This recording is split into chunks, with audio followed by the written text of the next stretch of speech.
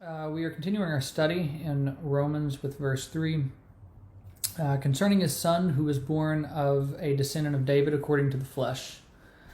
This verse connects directly with the previous verse where Paul states that the gospel had been promised through the Old Testament prophets, and now with verse 3 we see that the gospel concerns his son, the subject of the pronoun being God or the Father, as established back in verse 1.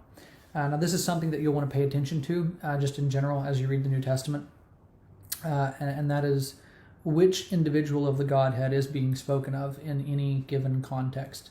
It becomes surprisingly easy in certain epistles to confuse the Father for the Son and vice versa. So pronouns turn out to be very important for interpretation.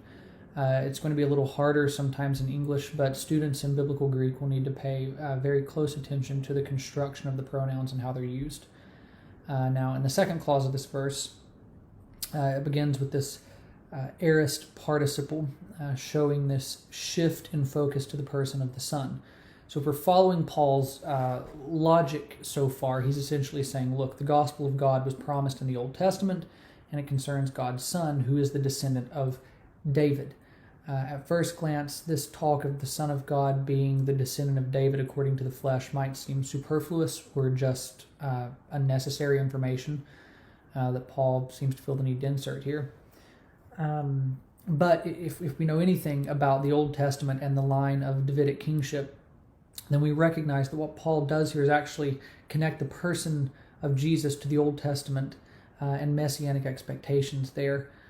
The language of Son of David is all over the Gospel of Matthew. It's a specific title that Christ holds, recognized by the people of Israel who understand him to be the long prophesied Davidic king. And when we finally start to see the problem in the church at Rome that Paul is writing to address, then I think what we'll see is that his words here actually are very intentional. He is already building his case, and the way that the gospel of Christ connects to the Old Testament is going to be extremely important for his argument in the book, and we'll continue to follow that in the next video.